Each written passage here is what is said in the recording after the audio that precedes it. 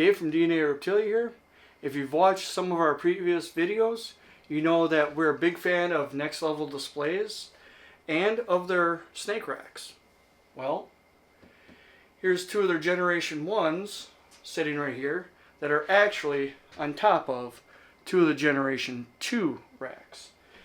I have a third Generation 1 here that I need to make up a little higher, so we are going to assemble the third Generation 2 fb40 rack designed by Next Level Displays.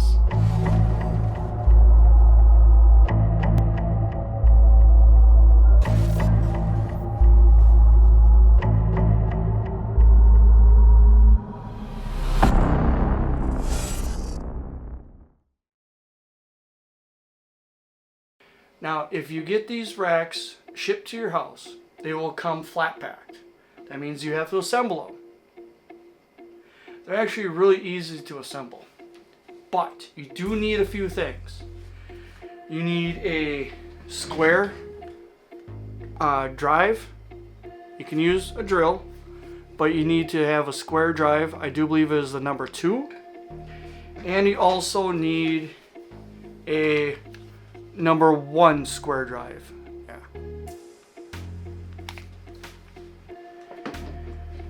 The reason why you need those two sizes is that the main screw that they use is number 2.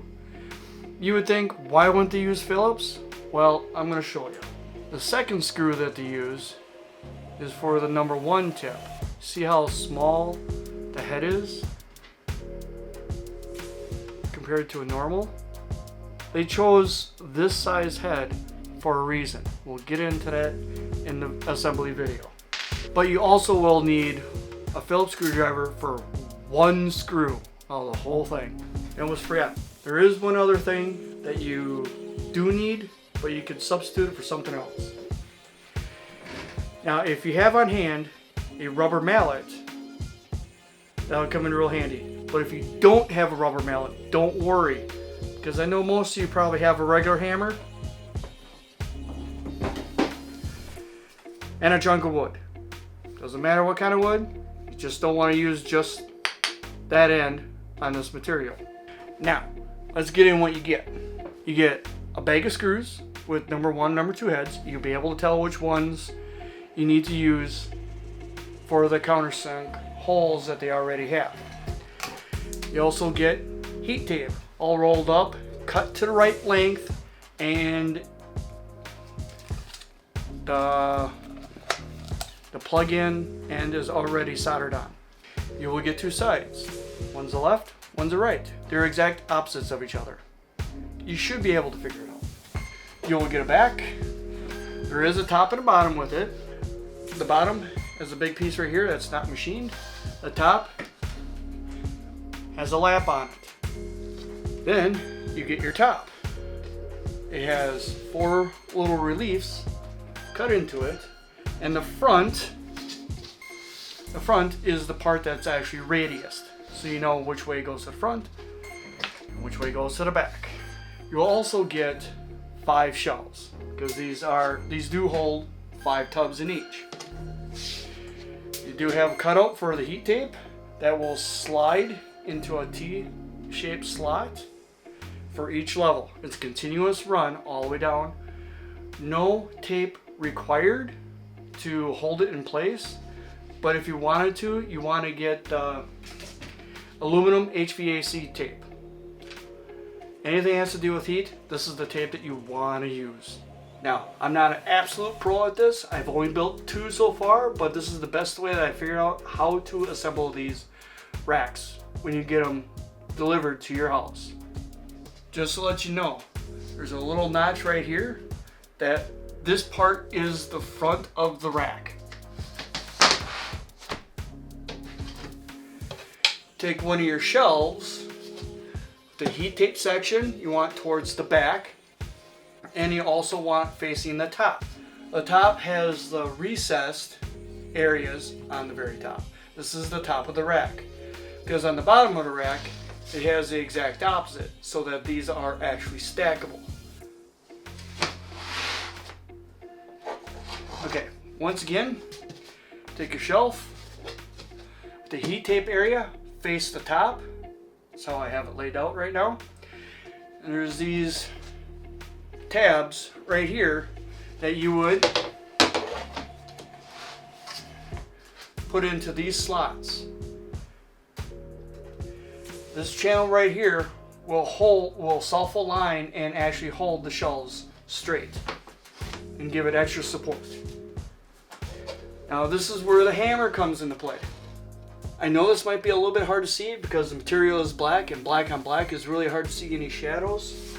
But I'm going to start from the top here and work my way down. Put the tabs in the holes.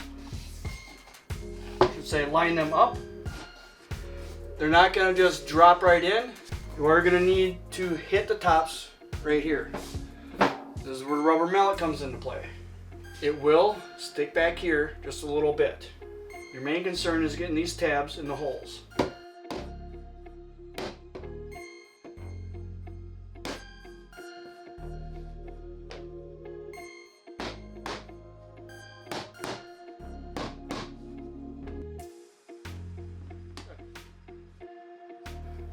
Now, what I said earlier, you can use a regular hammer and a block of wood. Put the block of wood down first and hit the block of wood. That way you will not damage the nice machining done on the HDPE. Because if you damage it, it's going to make it harder to go into your other side. Now, it's just a rinse and repeat for the remaining 4 shelves.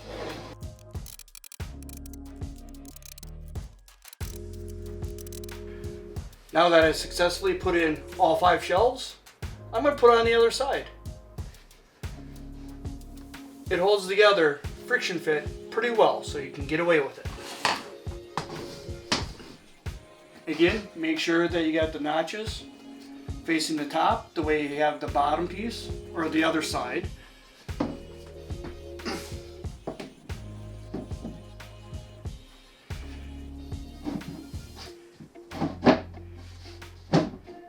And then you slowly line up all the pieces with all the holes.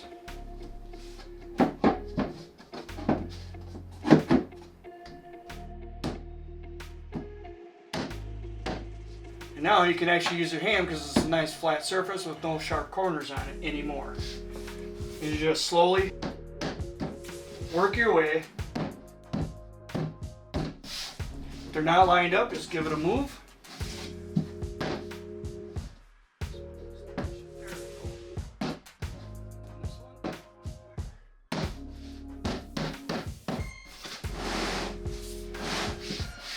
This side.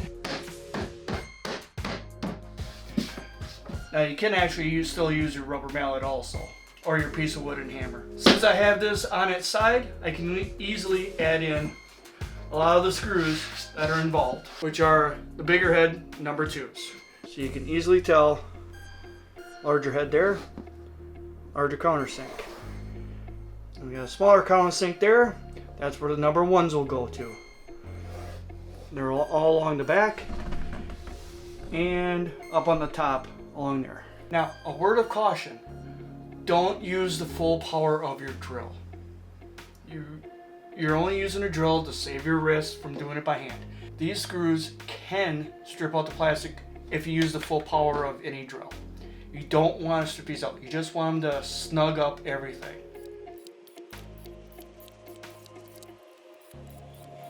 At this time you can put the front piece on the bottom of the rack in the front.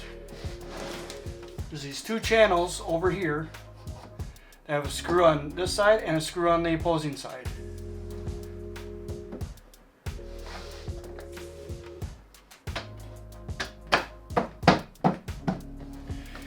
Make sure that the nice radius edge is actually facing the bottom. The nice flat edge, you want it up against the bottom of the rack.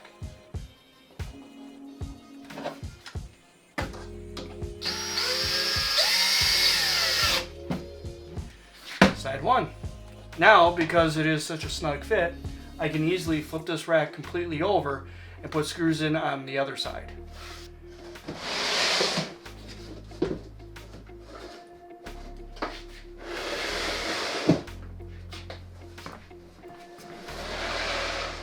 But now remember, there's no screws on the side, so don't move it quickly and don't grab it by the back. You might just pull the back or pull the side right off.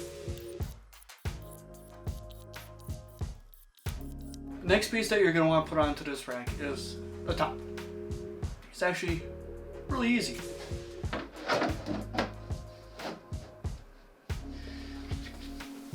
Again, make sure that the end that has the radiuses is facing towards the front of the rack.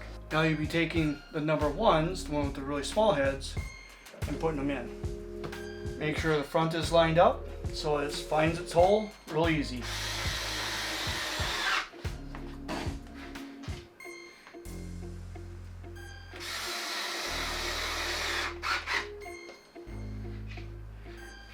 And again, don't drive these in too hard, too fast. You will mushroom the sides here, and we all know you don't want it to look not good. Now if you just snug it up, it'll be great. The next thing that is probably going to be the hardest thing to do on this whole rack is run this heat tape. What you want to make sure you do, see how the heat tape is already put together and it goes out one way. You want this way to face the back.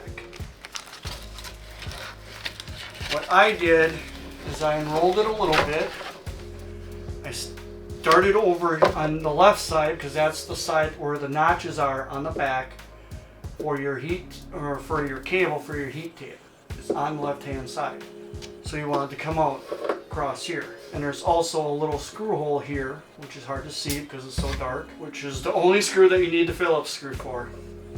There's a little hole right here to add the little wire holder to right here, so it comes out this way. I unrolled this a little bit so I can loop it. If you notice also, they tapered the ends. This comes in real handy when you're trying to loop it into the T-slot of each level. Try my best to show this.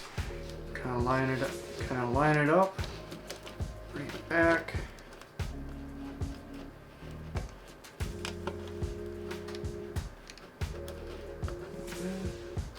There it goes. There, now it's in.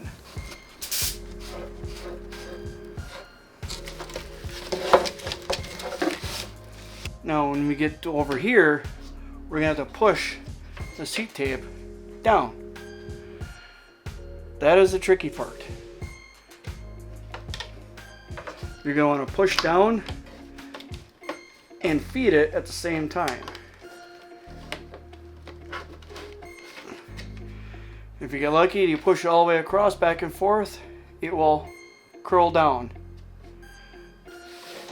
Feed it to your next level then. Alright, slide down a little bit, give yourself some room, line it up somewhat, push it back, hear it snap in. First two levels are nice and easy. The farther you get down, the more restrictive it gets because of all the friction from each level. So what you're going to want to do is you're going to put one hand on the level you're working on, and another hand either on the top level or the second to the top level to help feed it along so you don't get any bulges in the sides or whatnot. Now after you run all this all the way down, you'll notice that it actually stays along the sides. That is flippin' awesome. No tape needed.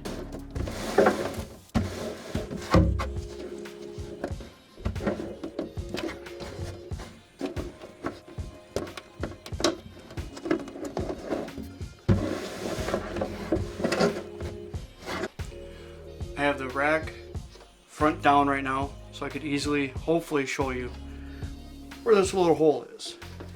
This is a little wire clip that they give you.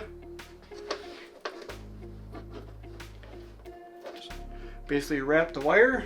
After you put the holder around the wire, take your Phillips screw that's included, go through the holes, and there's a little hole that is drilled just the one side.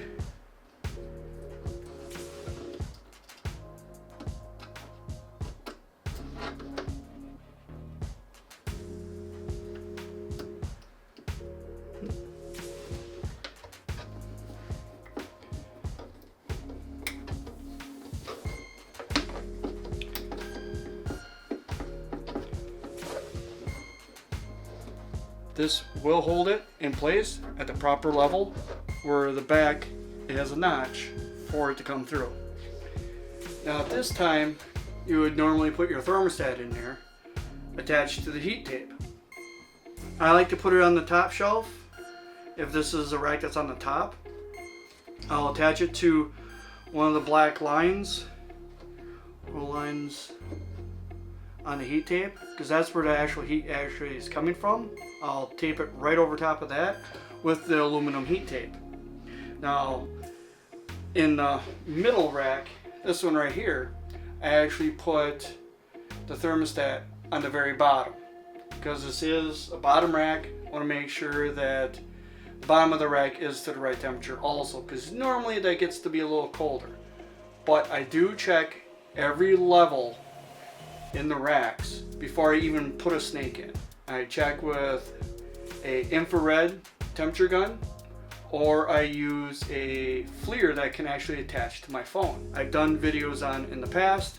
It is awesome to see how the heat tape actually works in these tubs. Right now, we're going to toss the back on.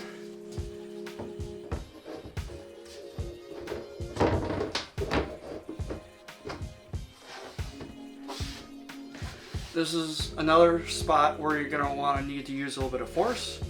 You got your top on, got your bottom locked in, but the middle has to line up with all your shells so you can screw it into it.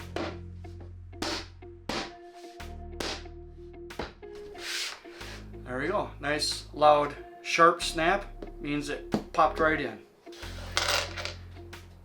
Up the back was number 2s. There's number 1 there. And along the sides, there is number 1s.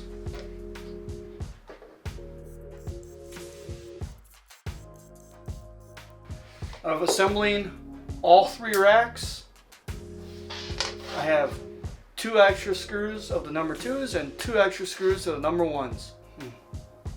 Well, that's basically it. The rack is fully assembled. I just need to put it underneath this rack, put the tubs in it, plug it in to the extension cord that's running off the thermostat, let it warm up a little bit and check the temperature and make sure it's safe for the ball pythons I want to put into it. For all you guys who decided to watch all the way to the end of the video, thank you. I greatly appreciate it. Now, a way for me to say thank you to you, now you're gonna laugh at me at how I'm gonna move it to right there. A little bit of bonus content. This is Dave from DNA Reptilia. Thanks for watching.